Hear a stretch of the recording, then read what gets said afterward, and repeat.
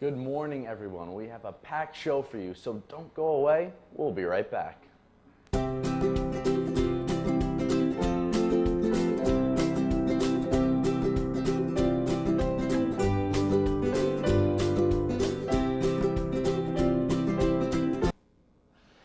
Good morning, everyone, and welcome to TMA. I'm Andrew Badillo, and alongside me is my co-host, John Franklin. John, how you doing? Andrew, I'm really excited to be out here. It's my first time hosting TMA. Really grateful that it's with you, man. Let's make this a thing. Every week we'll do a different show in Q30. Last week we did sports balls. This will be TMA for the first time. John, a lot happened this past week. Most notably, the biggest thing on campus was the Snapchat incident involving the freshman Sarah Goodrich and her roommates. A picture of her was put on Snapchat of her with an exfoliating cream on her face with the caption "Black Lives Matter." It sparked outrage amongst the Quinnipiac community. There was a protest, a Black Lives Matter and protesting the Snapchat that occurred on outside the library on Saturday. So there was a lot of news involving that. John, we don't really want to focus too much on the incident. We want to focus more on how people can be safe with social media regarding Snapchat, Twitter, Facebook, Instagram. There are so many different things that you could post that'll get you in trouble. Oh yeah, I mean, Twitter is one in particular. People post very hurtful things on Twitter for some reason. People think Twitter is a good means to get funny things out there. It's really not that funny, But with Snapchat, I think the difference is that you don't really think it's going up on a social media forum. You just think it's a picture.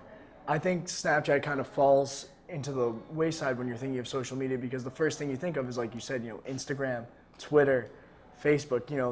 Those are the social media platforms that you're really thinking of, and when not to post something that could be so hurtful. You don't think anybody's going to go on your Snapchat because I know for me personally, I don't know about you, but when I post a Snapchat and somebody screenshots it, no matter what it is, I get an immediate feeling of nerve, and I never want to be the person screenshotting another person's Snapchat. So you really never think it could happen to you, and it happened here, and that's really disheartening. But people got to be smarter about what they post on their social media, 100%. I mean, I have Snapchat. I have all other social media platforms that I'm sure everyone else has. But I do get that feeling in my stomach every time that I send a Snapchat or I receive a Snapchat. You never know what could be said in it, how it could be portrayed. And for Goodrich, the incident that happened to her, she was just chilling in her room with an exfoliating cream on her face, and that caption is now labeled with her forever. So anything could happen at any given moment. You really have to think twice about what you put on social media and what you say on social media. Oh yeah, absolutely. You have to realize who's being hurt in the situation, because I had friends that were protesting the Black Lives Matter movement outside of the library, and it was a peaceful protest. Nothing went wrong. Everybody was safe. But you go up and you talk to these people, and it's just, I don't think one thing I heard was, I don't think she's racist. I don't think anybody there was racist, but it's just racially insensitive, and it hurts a lot. So this is mostly just people recognizing when to post something and when to kind of keep it in the back pocket. Snapchat's definitely going to be criticized amongst the people around campus, and people need to be careful. I agree. Switching over to the entertainment world now, we're going to have a report. Ariel Sabo gives us an update. Good morning, Quinnipiac. I'm Ariel Sabo, and I'm giving you some TMA entertainment. I think by now everyone has heard of this crazy Brangelina drama. What's up with this insane breakup? What went wrong after 10 years? Sources from Entertainment Tonight said this was a long time coming. They've been fighting for the last year. Apparently, in November of 2015, when the couple was seen in New York City, they were caught getting separate room keys. Jennifer Aniston tells Entertainment Tonight that she wants nothing to do with this divorce. She wants to stay out of it. In my opinion, Aniston and Pitt should have stayed together years ago. In addition, for all you Walking Dead fans, Netflix has officially streamed it starting September 20th. Also, coming back to Netflix this month is one of my all-time favorite shows, New Girl. Some other popular shows that come back include Grey's Anatomy, Young and Hungry, Hawaii Five-0, Pretty Little Liars, Once Upon a Time, and Orange is the New Black. On September 23rd, Idina Menzel has officially announced to the public that she is getting engaged to Aaron Lord. The 45-year-old entertainer, mother of one, tells Entertainment with the exciting news that she was also releasing the new album called Idina.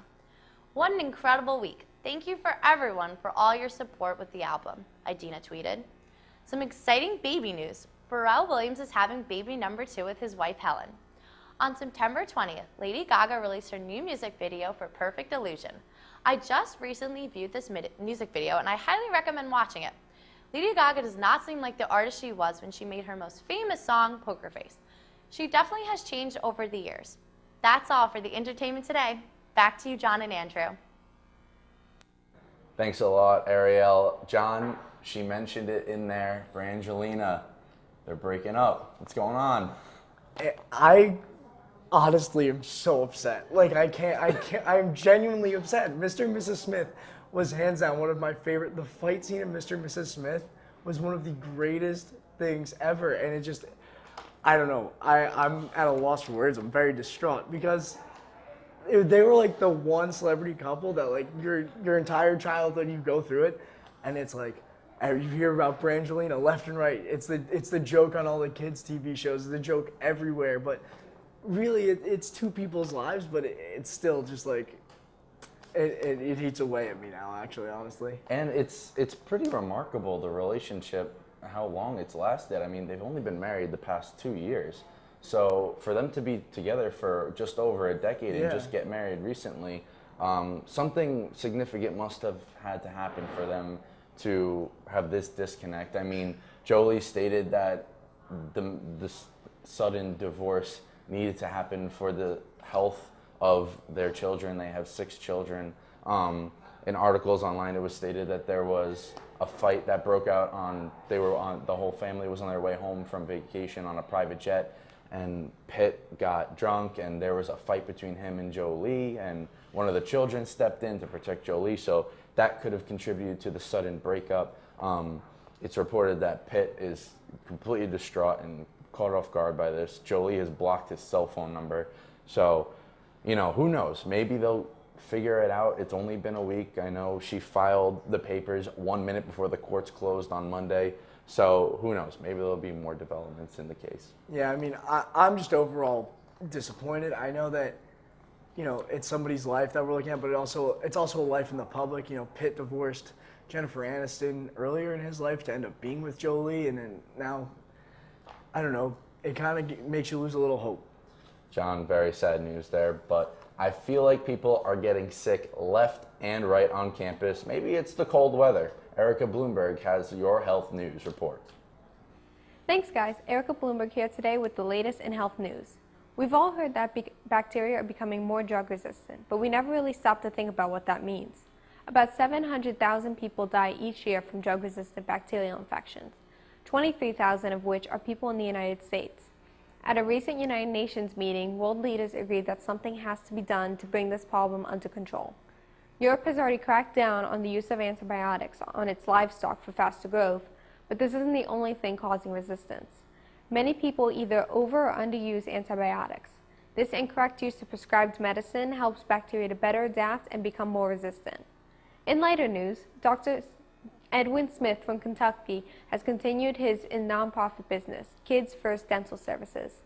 This business is a mobile dentist's office used to bring free dental care to those who can't afford transportation to a regular dentist's office.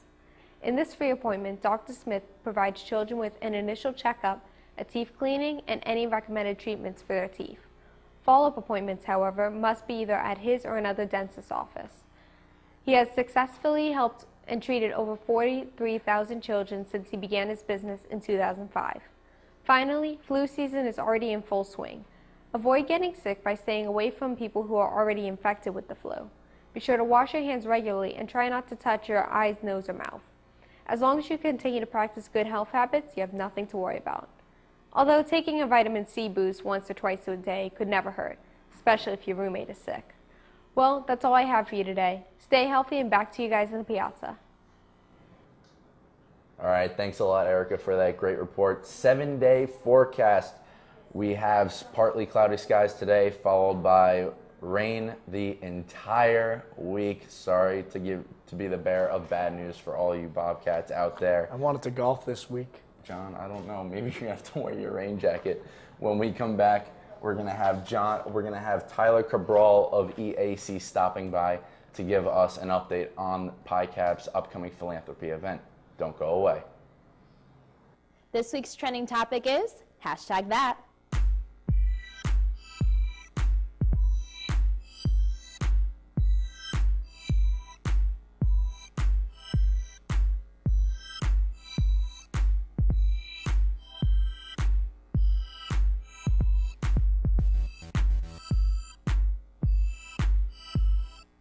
We are your source for Quinnipiac entertainment news.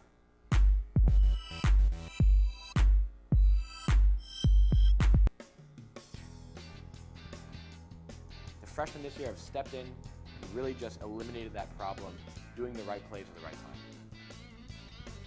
I mean, it certainly seems like an uphill battle for this team, but Trisha Fabi is one of the best coaches at this university. Bobcats hosting Arizona State. We'll start with this power play. But she's strong. Good lord, I saw her lifting one time. She could squat 3 of me.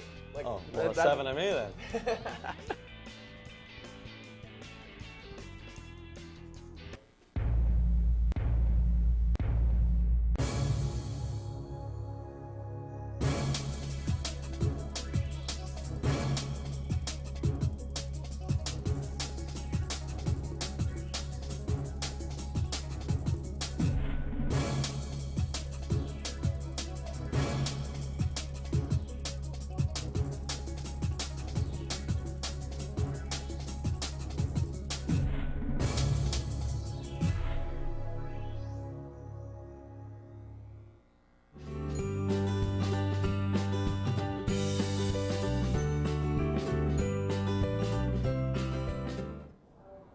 Welcome back to TMA. Tyler Cabral of PICAP joins us now to go over the fraternity's upcoming philanthropy event. Tyler, thank you for joining us. Thank you. Well, Tyler, let's just get it started right away. It's great to have you in studio here, but what is EAC for those of the viewers that don't know what exactly? So EAC is an EDM concert that the fraternity Pi Kappa Phi puts on campus. This is the 3rd time we're doing it. We annually do it in the fall, usually very beginning of October. It's an EDM concert that we have at the Toyota Oakdale Theater in Wallingford, where we provide transportation from South Plot here at Quinnipiac to the Toyota Oakdale Theater to and from, where tickets are $20 and all the funds raised go to the Ability Experience, Pi Kappa Phi's national fraternity philanthropic organization, which is a nonprofit that helps serve people with disabilities, mental and physical, across the U.S. Now, going off that, EAC, the headliner this year is somebody big. You want to touch on that a little bit? So the headliner this year is Dzeko and Taurus, who is it's a duo, and they're both originally from Toronto, Canada, and they work out through LA, and basically they're EDM superstars throughout performing at different EDM festivals such as Ultra, Tomorrowland, and EDC California, and they work alongside with very well-known artists such as T.A. Stone.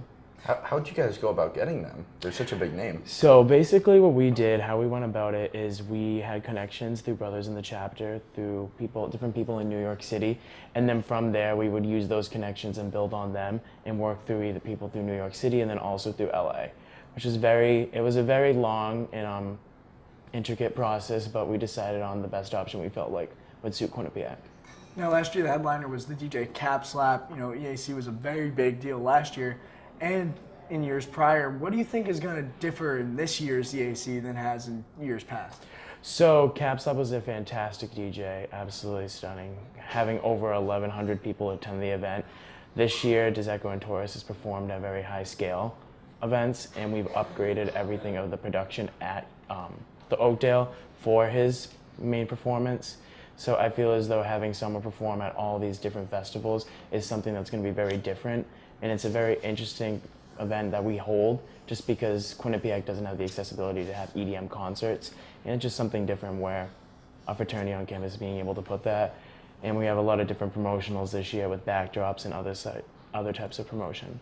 So you touched a little bit on the production. What exactly is going to be upgraded or different this year? So this year we decided I want to leave a little bit of some surprises, but we moved the stage, we lifted up higher. This year we have some CO2 cannons to make a big blast, lasers, and a bunch of other different lighting options that we've worked on into, with a big surprise at the end where I feel as though everyone will really enjoy the captivating and see Deseco and Torres a lot better this year versus the last year being able, wherever you are in that Oakdale Theater, you will see him. So Tyler, really quickly, last question. When is EAC?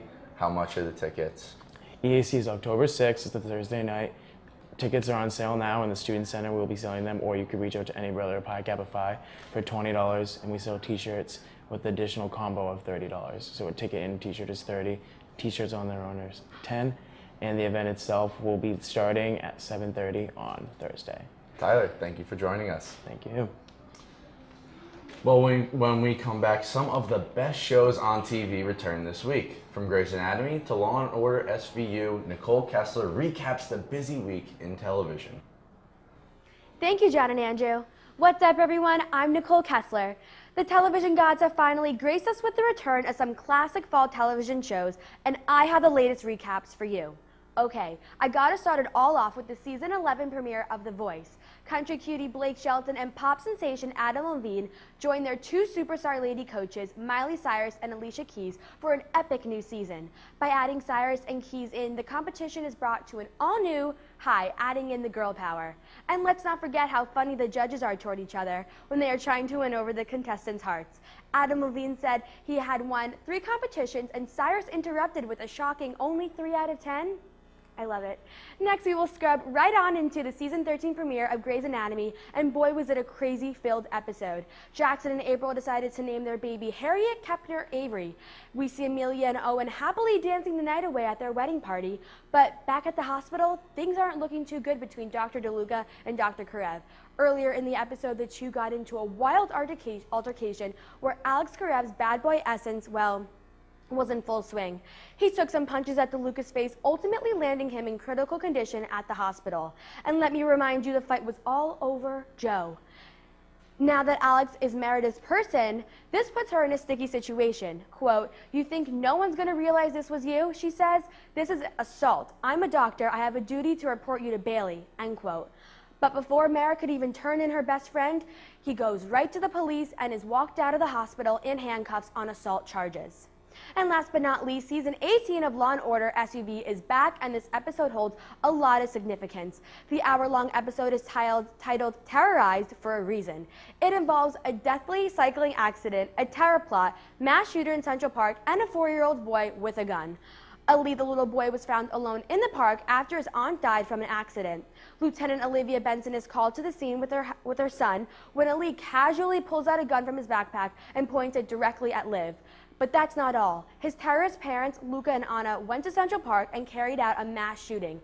This starts when Luca fires into the crowd and starts shooting at random. The detectives also found Arabic posters in his weapons closet. This episode comes after real-life shootings like the tragedies in Orlando, San Bernardino, and Nice, France.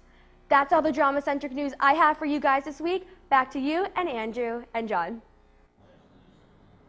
Thanks a lot, Nicole. And John, yesterday just was one of the toughest days for the sports world. We lost Jose Fernandez, one of the bright young stars of Major League Baseball, as well as Arnold Palmer, a legend on the PGA Tour and in the golfing world. Let's talk about Fernandez first. It's really just a tear-jerking story. I have no connection to Fernandez whatsoever. I'm not a Marlins fan. I'm not really a fan of his, so to say, but just listening to his story yesterday and the circumstances that he got here from Cuba, it's really heartbreaking. 3 times he tried to get here. I mean, the way I put it yesterday was, regardless of your fandom for your team, if you enjoyed and loved the game of baseball, this was a guy you loved to watch. He threw one of the best fastball slider combinations that I've seen, especially this year in the MLB. But the thing that broke my heart the most about this story, people forget about these guys a lot. They're not just athletes. Like, they have a family. His wife was 8 months pregnant with their soon-to-be son or daughter, and you know that boy or girl is going to grow up without a father now, and that's a really sad thing. You know, it's hard to put it into words when you weren't that close with him. But I watched a video yesterday, and you could tell how much he just genuinely loved being in America. He was talking about how he came from Cuba through tough times, and then his grandma was brought over when he never thought he was going to see her again. She got to watch him pitch, and that was his dream. It's like, that is the American dream. And it hurt a lot to watch it go like that. And now Arnold Palmer, too. We got the news late at night that he passed away, too. Just an unbelievable day yesterday, John. I mean, me and you both, golf is our passion. To see a guy like Arnold Palmer go is just really, really heartbreaking. I remember when I first started to golf, I had a book, and it was Arnold Palmer's 10 Tips and Guide to Golf, and he's one of the main reasons I got into it as a kid. And you know, you got to touch on his famous drink, the Arnold Palmer Iced Tea Lemonade. He'll have an impact on culture for years and years, even though he's just passed away. He'll be sadly missed. Certainly the king of golf will live on forever. But when we come back on TMA, WQAQ held its open mic this past weekend. We'll discuss the event and if the university is presenting musicians on campus enough opportunities. John Welsh also gives us his top 5 weird news stories of the week. Don't go away. We'll be right back.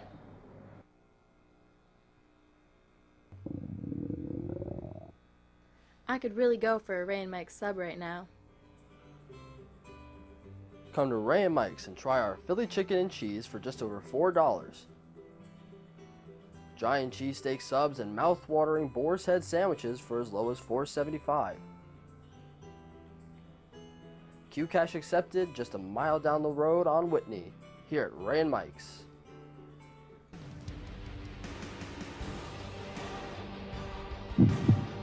Good evening and welcome to Sports Pause. In the end, we're here to win the championship this year. Jess Fontaine now has that. She's going to take a ripper off the post, but she's going to come back. And my number 1, hold your applause, Bobcats fans, is Quinnipiac. All right, Victoria, you know what time it is. It's top 5 plays of the week. My favorite time.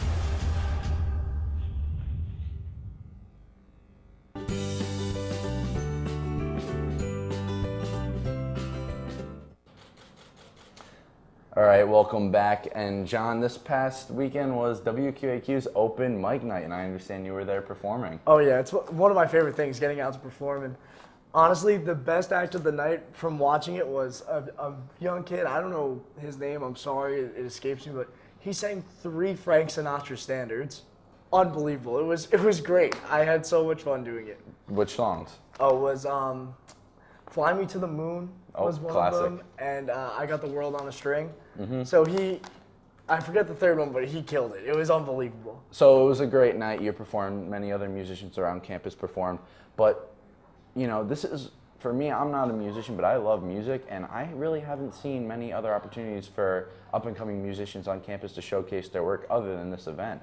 It's because there's really not. I mean, I play guitar for years, I sing for years, and I love getting out there and performing, especially when I was in high school. There was constantly events for me to get out there, sing, play, but never have I had such a struggle trying to perform here. And I hope there's more open mics, because that was a blast that we had in the piazza, but it's not at my discretion, you know, it's somebody else's decision to make. Maybe it's with the trend in music, you know, not rock and rock music or music involving instruments really isn't the popular trend right now. It's more EDM and house music.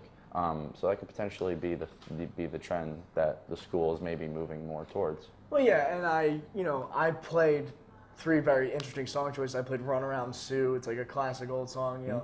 This Magic Moment was in there. Can't Take My Eyes Off You by Frankie Valli. Those are songs you don't really hear too often. Some 50s stuff right there. Yeah, exactly. So maybe that's just kind of falling out of date, and like the guitar instrument playing is falling to the wayside a little bit, which is heartbreaking. But hear that, Quinnipiac? You can uncover some really good talent right here. John's one of them. Moving on, this is going to be a really fun segment. John Welsh stopped by to give his top 5 weird news stories of the week. John, take it away. Thanks, guys. Our world is full of some pretty odd things. So today we'll be looking at, in no particular order, the top 5 ridiculous things to happen in the previous week. At number 5, the City of London has announced it will host a catnip festival come November. This festival will focus on internet videos starring cats and will promote various cat-themed attractions like a cat gymnasium, cat meme gallery, and more. Event organizers claim this event was suggested as a way to, quote, appreciate the furry overlords in our lives. At number 4, an Italian lawyer is seeking to sue the Emirates airline for €2,759, claiming a flight from Cape Town to Dubai was ruined for him after he was made to sit next to a large man. The disgruntled lawyer claimed that the spillover from his neighbor's seat and the lack of comfort for 9 hours was reason enough to seek damages. A court hearing is scheduled for October 20th. At number 3, a verbal fight broke out between a dog and a kangaroo in Australia, halting morning traffic on Monday. The confrontation between the two animals took place in the middle of a Melbourne road early in the morning. The dispute did not come to blows and fixed itself when the kangaroo left after the dog flinched onto the sidewalk.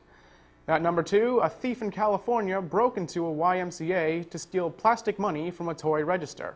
Surveillance footage shows the thief in question fell through the roof of the ventilation system and ran towards the fake cash register to get to the toy money. Police are currently searching for this man, who they suspect may be behind previous burglaries. And at number 1, Florida sheriffs are looking for the owner of a missing 600-pound hog. The domesticated Hampshire hog is not found in the wild, and the size of the pig has led sheriff's office to believe it has run away from an owner. No one has come forward at its owner at the moment, so the sheriff's office is holding it at a livestock impound where its owner can claim it for a fee. And that's all for the top 5 this week. Back to you in the Piazza.